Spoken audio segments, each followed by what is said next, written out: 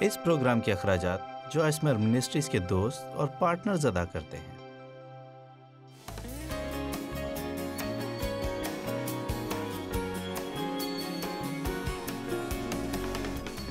آپ اپنے ساتھ والے شخص کی طرف مڑے اور کہیں آپ کی ذہنی حالت کیسی ہے؟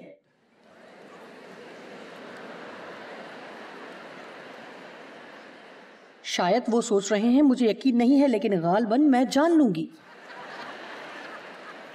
خداوند آج کے کلام کے لیے تیرا شکر ہو، ہم تیری تعریف کرتے ہیں اور اس بڑی کانفرنس کے لیے اور تمام خوبصورت لوگوں کے لیے جو یہاں پر موجود ہیں تیرا شکر ہو، اور میں ان کے لیے دعا کرتی ہوں کہ جتنا بھی کلام انہوں نے سنا ہے وہ ان کی زندگی میں قائم رہے گا اور یہ اسے اچھا پھل لاتے ہوئے دیکھیں گے یسوع کے نام میں۔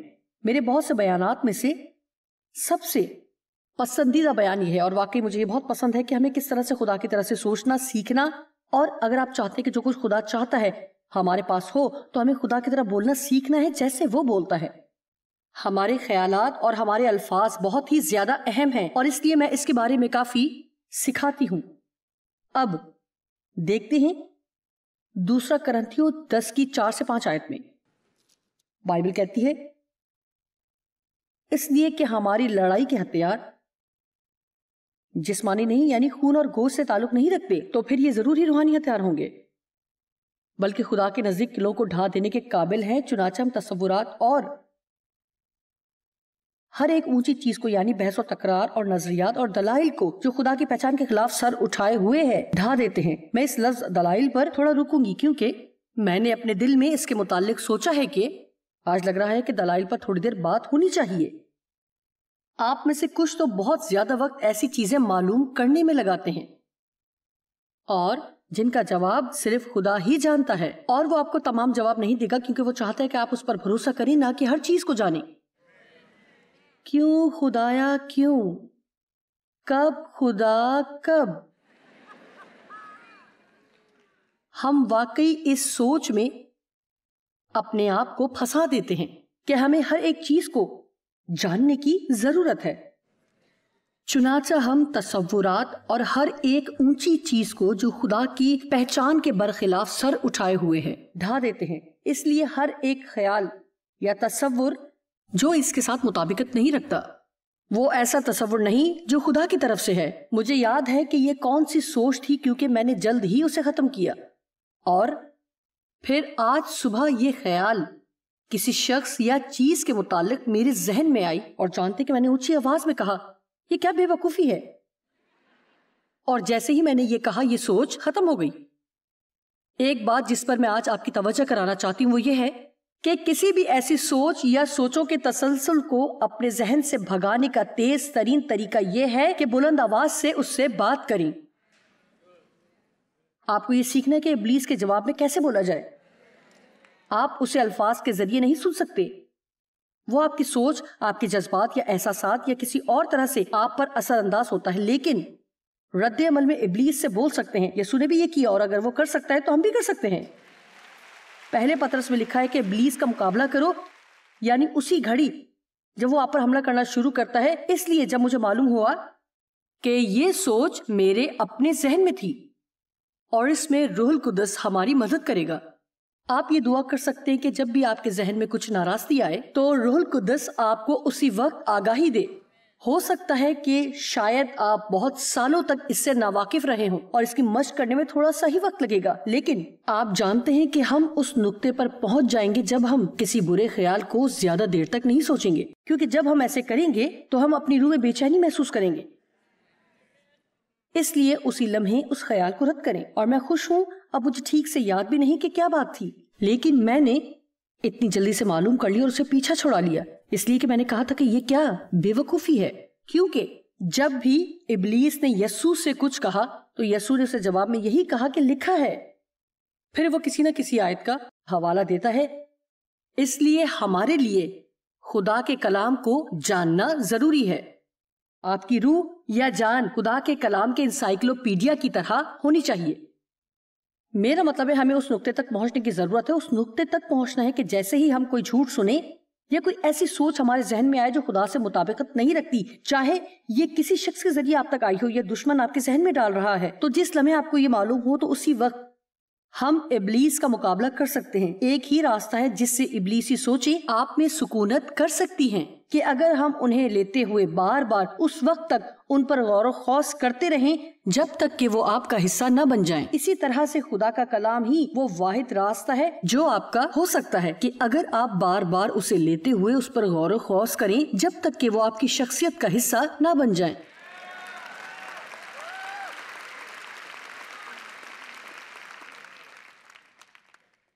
اور ہر ایک خیال کو قید کر کے مسیح کا فرما بردار بنا دیتے ہیں. کون ان خیالات کو قید کر لیتے ہیں؟ ہم کرتے ہیں. رومیو 13:14 بلکہ خداوند یسوع مسیح کو پہن لو. اس کا کیا مطلب ہے؟ یعنی مسیح یسوع کی فطرت کو اپنا لو اور جسم کی خواہشوں کے لیے تدبیریں نہ کرو. اب ہم ایک اور ترجمہ دیکھتے ہیں کہ ہم جسم کی خواہشوں کی تدبیریں کیسے کرتے ہیں. اپنی جسمانی فطرت کی خواہشات اور ہوس کو مطمئن کرنے کے لیے اس کی طلب کے بارے میں سوچنا بند کریں. لہٰذا اگر ہم کسی بارے میں زیادہ دیر تک سوچیں گے تو جلد ہی ہم وہ کرنے لگیں گے. اگر کسی نے ایک لمبے عرصے تک آپ کے ساتھ کچھ ایسا کیا ہو جس سے آپ کو تکلیف ہوئی ہو اور پھر اس کے بارے میں سوچتے رہیں تو جب ان سے آپ کا سامنا ہوگا تو ان سے محبت سے برتاؤ کرنا آپ کے لیے ناممکن ہو جائے گا. شاید اپنا منہ بند رکھنا اور ان کو برا بھلا نہ کہنا آپ کے لیے مشکل ہو جائے. اگر آپ کافی دیر تک اپنے پسندیدہ میٹھے کے بارے میں سوچتے رہیں تو آپ کوشش کریں گے کہ جلد ہی اسے کھایا جائے. کلام یہ ثابت کرتا ہے کہ انسان اپنی سوچ کی پیروی کرتا ہے. اگر آپ اپنی انسانی فطرت کی بری خواہشات پر قابو پانا چاہتے ہیں اور میں بھی پانا چاہتی ہوں تو ہمیں ان چیزوں کے بارے میں سوچنا ختم کرنا ہوگا. اب آپ میں سے کتنوں کی زندگی میں جذباتی مسائل ہیں جن پر آپ قابو پانا چاہتے ہیں؟ ٹھیک، میں آپ کو ایک چھوٹا سا راز بتاؤں کہ ہر وقت یہ سوچنا بند کریں کہ آپ کسی بندھن میں بندھے ہوئے ہیں اور سوچیں کہ میں اس سے آزاد ہوں.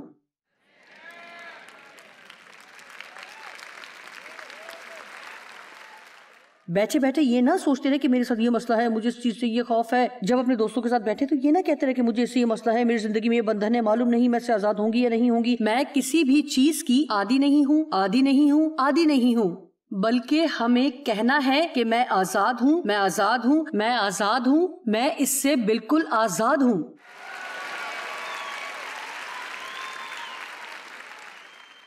میں ان لوگوں کو جانتی ہوں جنہوں نے ایسی کوئی چیز بھی نہیں سنی. یہ اس طرح لگتا ہے کہ ذہن کو قابو میں رکھنے والی یہ بے وقوفانہ بات ہے، نئے زمانے کی جادوئی بات. لیکن میں آپ سے جو کچھ بھی کہہ رہی ہوں میں آپ کو خدا کے کلام سے ثابت کر سکتی ہوں. میں یہ سب خود سے نہیں کہہ رہی، یہ سب بائبل میں ہے.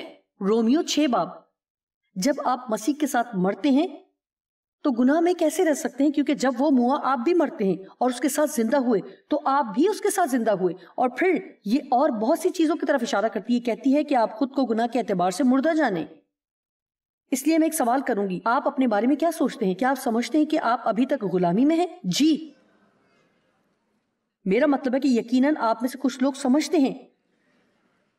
کیا آپ خود کو گناہ کے اعتبار سے مرا ہوا سمجھتے ہیں یا یہ سوچتے کہ مجھے سے یہ مسئلہ ہے، مجھے اس سے یہ مسئلہ ہے؟ اب میں یہ نہیں کہہ رہی کہ آپ اپنے مسائل کو نظر انداز کریں. میرے خیال سے ہمیں ان چیزوں کے بارے میں دعا کرنی ہے جو ہمارے اور خدا کے درمیان ہیں. اگر آپ کو صلح کے کلام کی ضرورت ہے تو آپ یہ لے سکتے ہیں. اگر آپ کو دعا کی ضرورت ہے تو آپ کروا سکتے ہیں. لیکن میں بات کر رہی ہوں کہ آپ لکھتے ہوئے، کلام کرتے ہوئے سوچتے ہیں، صبح کے وقت نہاتے ہوئے سوچتے ہیں، بیڈ پر لیٹتے ہوئے آپ کچھ نہ کچھ سوچتے ہیں. آپ کس طرح اور کیا سوچ رہے ہیں، آپ کے اندر کیا چل رہا ہے؟ جانتے کہ آپ کے اندر جو کچھ بھی چل رہا ہوتا ہے وہ آپ کو عمل کے لیے تیار کرتا ہے. اگر آپ یہ سوچیں کہ میں بندھن میں ہوں، میں کسی بند میں بندھی ہوئی ہوں، تو میں آپ کو صرف یہ بتا سکتی ہوں کہ آپ کبھی بھی اس سے آزاد نہیں ہوں گے. لہٰذا ہم کیا کرتے ہیں کہ ہم سوچتے ہی غلط ہیں، ہم غلط بولتے ہیں اور پھر معاوضہ چاہتے ہیں.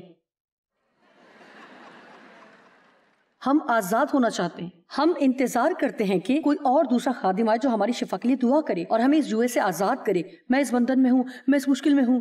آپ ایمان ہی سے شروع کیوں نہیں کرتے؟ اور یہ ایمان ہے، یہ ایمان ہی کہلاتا ہے. ہم ان چیزوں کو ایسے بلاتے ہیں جیسے کہ وہ ہیں.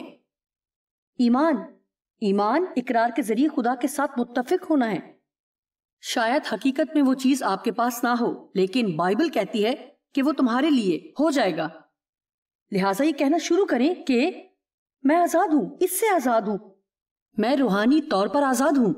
ہر وہ آزادی جس کی آپ کو ضرورت ہے وہ آپ کی روح میں ہے۔ آپ مکمل طور پر ہر طرح کی غلامی سے آزاد ہو چکے ہیں۔ اس نے صرف آپ کی جان میں کام کرنا ہے اور پھر حقیقت میں آپ کے سامنے ہونا ہے۔ اس لیے دوبارہ سے یہ سوچنا بند کریں۔ آپ میں سے کتنے آج میری بات سمجھ رہے ہیں؟ کیا کوئی ایمان رکھتا ہے کہ اس سے آپ کی زندگی میں بڑی تبدیلی آ سکتی ہے؟ اب آئیں ہم کچھ منٹ یہاں رکیں گے اور خدا کے کلام پر غور و خوض کی اہمیت پر بات چیت کریں گے۔ اور میں واقعی چاہتی ہوں کہ آپ یہ سنیں، کیونکہ اگر یہ کرنا نہیں سیکھیں گے تو پھر کبھی بھی یہ کلام آپ کے لیے معلومات سے بڑھ کر نہیں ہوگا۔ آپ کو علم کی نہیں بلکہ مکاشفات کی ضرورت ہے، بلکہ مکاشفہ چاہیے۔ جب کوئی چیز آپ کے لیے مکاشفہ بن جاتی ہے تو پھر آپ کی زندگی کا حصہ بن جاتی ہے اور کوئی بھی اسے آپ سے چھین نہیں سکتا۔ اور آپ مجھے کبھی بھی قائل نہیں کر سکتے کہ خدا مجھ سے پیار نہیں کرتا۔ مجھے کوئی فرق نہیں پڑتا کہ میرے حالات کیسے بھی ہوں، میں اس بات پر کبھی بھی قائل نہیں ہو سکتی، کیونکہ میں نے اس پر لاکھوں دفعہ غور و خوض کیا ہے کہ خدا مجھ سے پیار کرتا ہے۔ اور مجھے یہ یاد ہے کہ جب میں یہ ایمان نہیں رکھتی تو میں کھڑی ہوتی اور اپنے آپ کو شیشے میں دیکھ کر یہ کہتی کہ خدا تجھ سے پیار کرتا ہے، خدا تجھے پیار کرتا ہے۔ ایک عورت نے مجھے گواہی بھیجی اور کہا کہ میں نے اپنی پوری زندگی یہی سوچا کہ میں بدصورت ہوں، میرے خیال میں مجھ میں کچھ کمی ہے، اور مجھے مختلف مردوں نے دکھ دیے۔ میرا پہلا شوہر ایک 17 سال کی عورت کے لیے مجھے چھوڑ گیا۔ میں نے ایک اور شخص سے شادی کی، کافی عرصے اس کے ساتھ رہی۔ اس نے کچھ عجیب و غریب کام کیے، اور جو کچھ بھی میرے ساتھ ہوا اس کی وجہ سے میں اس بات پر قائل ہوتی گئی کہ میں اچھی نہیں ہوں۔ اور اس نے کہا، مجھے یاد ہے کہ میں شیشے کے سامنے سے گزرتی اور سوچتی کہ میں بدصورت ہوں، میں بری ہوں۔ اور سینٹ لوئس کے ایک چرچ میں وہ مسیحی تعلیم پانے آئی، اور انہوں نے اس سے کہا کہ جاؤ اور اپنے آپ کو شیشے میں دیکھو اور کہو کہ تم خوبصورت ہو اور خدا تم سے پیار کرتا ہے۔ اور اس نے کہا، میں نے یہ کرنا شروع کیا، اور اب وہ مکمل طور پر آزاد ہے، خود کو پسند کرتی ہے اور مزید اپنے بارے میں ایسا محسوس نہیں کرتی۔ غور سے سنیں، خدا کا کلام چاہے کچھ بھی کہے، اگر آپ اس پر ایمان نہیں رکھتے تو یہ آپ کے لیے کبھی بھی حقیقی نہیں ہوگا۔ میں آپ کے لیے اس پر ایمان رکھ سکتی ہوں، لیکن اگر آپ ایمان نہیں رکھیں گے تو یہ آپ کے لیے کام نہیں کرے گا۔ اس لیے میں آپ کو بار بار بار بار بار بار بار بار ہر بار، آپ کے پاسٹر بھی آپ کو بار بار بار بار بار بار بتاتے ہیں، اور یہ کتابوں میں ہے اور سی ڈیز میں ہے، ڈی وی ڈیز میں اور ٹی وی پر، اور آپ کی بائبل میں لکھا ہوا ہے۔ لہٰذا امید کرتی ہوں کہ ان دنوں میں یہ یہاں سے یہاں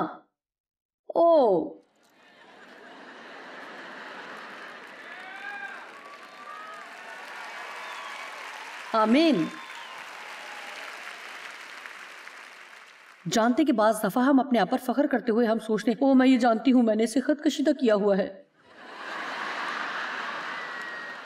جو ہم جانتے ہیں اس پر غور کرتے ہیں، لیکن ہم سب کو دیانتدار ہونا اور یہ کہنا ہے، اگر یہ میری زندگی میں کام نہیں کر رہا تو میں کچھ بھی نہیں جانتی۔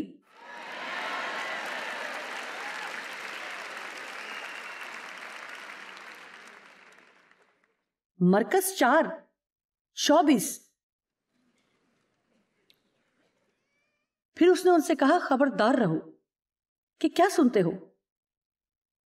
جس پیمانے سے تم جتنا زیادہ سچائی پر دھیان اور مطالعہ، ہر کوئی کہے دھیان اور مطالعہ کرتے ہو، جتنا زیادہ تم سنتے ہو اتنی ہی صفات اور خوبی، جو کہ قدرت اور علم کے متبادل استعمال ہونے والا لفظ ہے، تمہیں واپس ملے گی، بلکہ تمہیں اور بھی زیادہ دیا جائے گا۔ لہٰذا اس نے کہا کہ جب آپ سچائی کو سنتے ہیں، اگر آپ چاہتے ہیں کہ سچائی آپ کی زندگی پر اختیار رکھے، تو آپ جتنا بھی اس کے بارے میں سوچیں گے اور پڑھیں گے تو یہ واپس آپ کی طرف پلٹ کر آئے گی۔ ہم ایک موضوع سے دوسرے کی طرف تیزی سے بڑھتے ہیں۔ آپ نے مجھے ایک چیز کے بارے میں سکھاتے ہوئے 4 دن سنا ہے، اور اس کی ایک وجہ ہے کہ کیوں میں ایک ہی موضوع کو بہت زیادہ وقت دیتی ہوں، اور اپنی کانفرنس میں میں 4 مختلف طریقوں سے سکھاتی ہوں، کیونکہ ایک ہی دفعہ میں ہم نہیں سمجھتے۔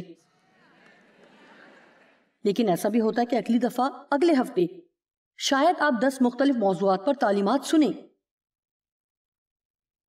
اور میں یہ نہیں کہہ رہی کہ یہ برا ہے، لیکن میں آپ کو یہ بتاؤں گی کہ جب کوئی موضوع آپ کو متاثر کرے اور آپ کہیں مجھے واقعی اس کی ضرورت ہے، تو بہتر ہوگا کہ آپ نوٹس بنائیں اور اپنی بائبل نکالیں۔ ایک اور بات کہ اگر آپ اس کا مطالعہ اور غور و خوض جاری رکھنا چاہتے ہیں، یعنی اگر آپ چاہتے ہیں کہ یہ آپ کی روح کی گہرائی تک اترے، لہٰذا لکھا ہے کہ دھیان اور مطالعے سے ہی آپ کو سب کچھ ملتا ہے۔ آپ کا کیا خیال ہے کہ جو کچھ آپ سن رہے ہیں وہ سچائی نہیں ہے؟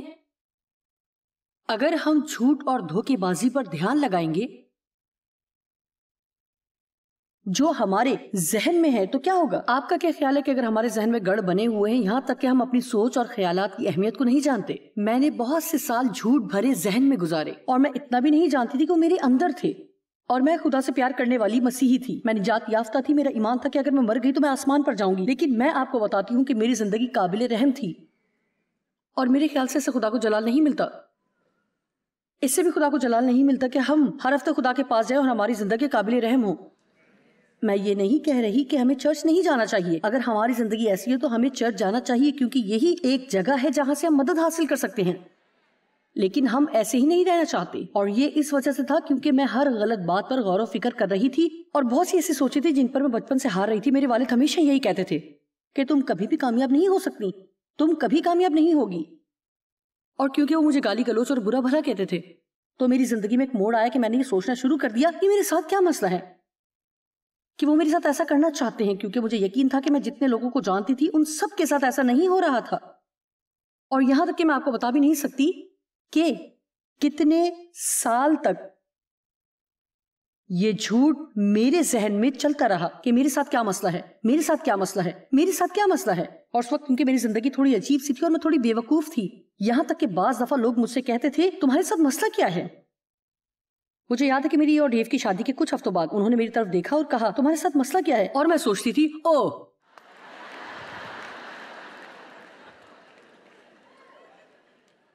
جانتے ہیں کہ ہمارے اندر دوسروں کے ساتھ اپنا موازنہ کرنے کا رجحان ہوتا ہے اور ہم یہ فرض کرتے ہیں کہ اگر ہم ان کی طرح نہیں تو ہمارے ساتھ کوئی مسئلہ ہے۔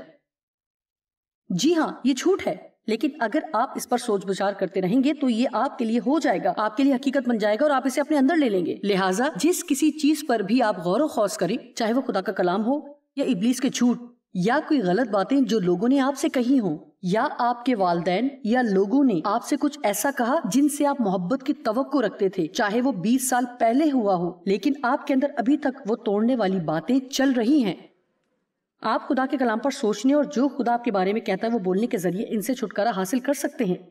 آپ کو اندازہ نہیں کہ آپ کتنے باصلاحیت، زوراور، مسا شدہ اور کتنے خاص ہیں۔ میرا مطلب ہے جب میں سوچتی ہوں کہ خدا نے اس کلام میں ہمارے بارے میں کیا لکھا ہوا ہے تو میں بہت پرجوش اور زور آور ہو جاتی ہوں۔ اوہ میرے خدایا، یہ واقعی بہت شاندار ہے۔ یشوا 1:8 جانتے کہ خدا نے یشوا کو بلایا کہ وہ موسیٰ کی جگہ لے اور ملک مہودہ تک اسرائیلیوں کی رہنمائی کرے، اور اس نے خوفزدہ نہ ہونے کے بارے میں اسے کچھ ہدایات دی۔ لیکن ان سب باتوں میں سے ایک بات جو بہت ہی اہم ہے وہ 8ویں آیت میں لکھی ہے، شریعت کی یہ کتاب تیرے منہ سے نہ ہٹے بلکہ تجھے دن اور رات اسی کا دھیان ہو۔ اور اس لفظ دھیان کا مطلب ہے کہ اپنے ذہن میں بار بار غور و فکر کرنا اور منہ میں اسے آہستہ آہستہ بولنا، بلکہ تجھے دن اور رات اسی کا دھیان ہو، تاکہ جو کچھ آپ نے دیکھا یہ ہم تب ہی کر سکتے ہیں جب یہ ہمارے ذہن میں ہو۔ انسان اپنی سوچ کی پیروی کرتا ہے۔ اگر ہم چرچ میں صرف کلام سننے ہی جائیں اور کبھی بھی اس پر دھیان نہ کریں اور کبھی حقیقی طور پر اسے اپنا حصہ نہ بنائیں تو پھر آپ کبھی بھی اسے عمل میں نہیں لائیں گے۔ آپ کی بائبل کلرنگ بک کی طرح نظر آ سکتی ہے، لیکن آپ ابھی بھی اس طرح کی زندگی نہیں گزار رہے جو آپ کو گزارنی چاہیے۔ شریعت کی کتاب تیرے منہ سے نہ ہٹے بلکہ تجھے دن اور رات اسی کا دھیان ہو، تاکہ جو کچھ اس میں لکھا ہے اس پر تو احتیاط کر کے عمل کرے، کیونکہ تب ہی تجھے اقبال مندی کی راہ نصیب ہوگی اور تو خوب کامیاب ہوگا۔ یہ کتنی زبردست بات ہے جو خدا نے کہی۔ اگر آپ محسوس کریں کہ آپ خوشحال اور کامیاب نہیں ہو رہے تو پھر ناکامی کے بعد دوبارہ سے شروعات کی طرف چلیں۔ آپ کس چیز کے بارے میں سوچتے رہتے ہیں؟ آپ کے ذہن کی حالت کیا ہے؟ کتنی محسوس کرتے ہیں جیسے آج آپ کا خدا سے رابطہ ہو گیا ہو؟ اب ایک اور آیت، امثال 4:20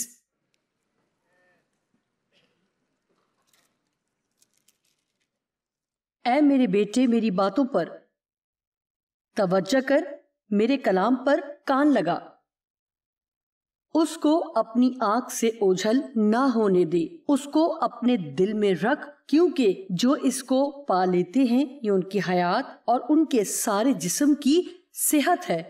لہٰذا اب میری بات سنیں، بائبل کے بہت سے ترجمے کیے گئے ہیں اور آئزک لیسر نام کا ایک آدمی کہتا ہے کہ 22ویں آیت میں صحت کے لیے عبرانی لفظ دوا یہ میڈیسن ہے. خدا کا کلام ہمارے سارے جسم کے لیے دوا ہے.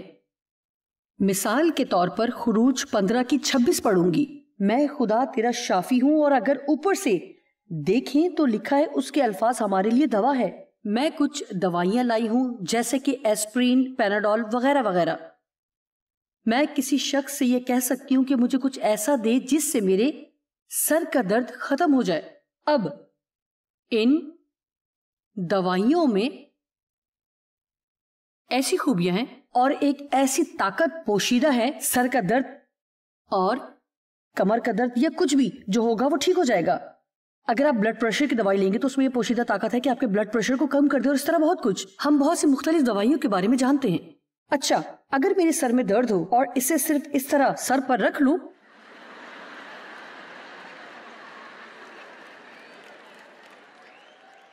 کتنے سمجھ رہے کہ میں کیا کہہ رہی ہوں؟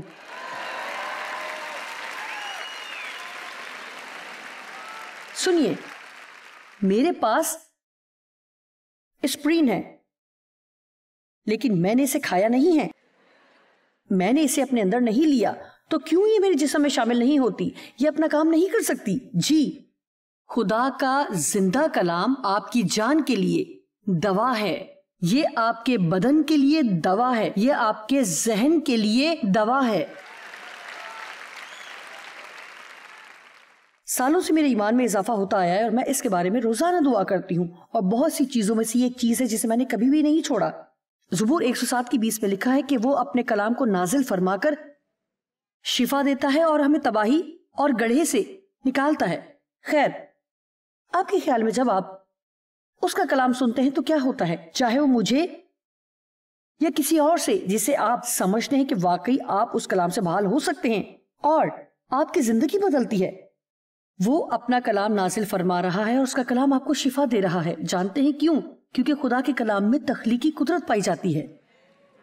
جیسے کہ اس ایسپرین میں یہ قدرت ہے کہ یہ اپنا کام کرے، اس کے کلام میں یہ قدرت ہے کہ آپ کو آزاد کرے، بدلے، آپ کو رہائی دے، ذہن کو نیا بنائے، ہمارے زخمی جذبات کو شفا دے، رات کے بدلے ہمیں صحرا دے اور ہمیں جسمانی شفا دے. اور میں خدا کے کلام پر اس کے مسا کو بہت زور سے اس پر دیکھتی ہوں، یہاں تک کہ ہم دیکھیں گے کہ لوگ خدا کے کلام کو قبول کرتے ہی جسمانی شفا کو حاصل کر رہے ہوتے ہیں.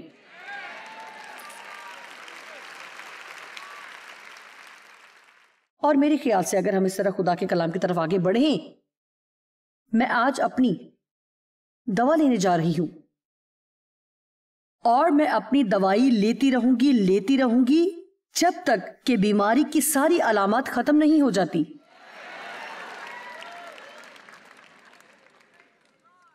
جب تک کہ میں یہ نہ کہوں کہ خدا کے کلام نے میری جان کو شفا دی ہے، کہ میرے ذہن کو بدل دیا، اس نے مجھے جسمانی شفا دی ہے. خدا کا کلام ایسے ہی ہے جیسے ہم خوشی کی دوا لیتے ہیں. شاید آپ میں سے کسی نے خوشی کی دوا کھائی ہو، لیکن میں آپ کو بتاتی ہوں کہ آپ کے پاس ایک بڑی خوشی کی گولی ہے.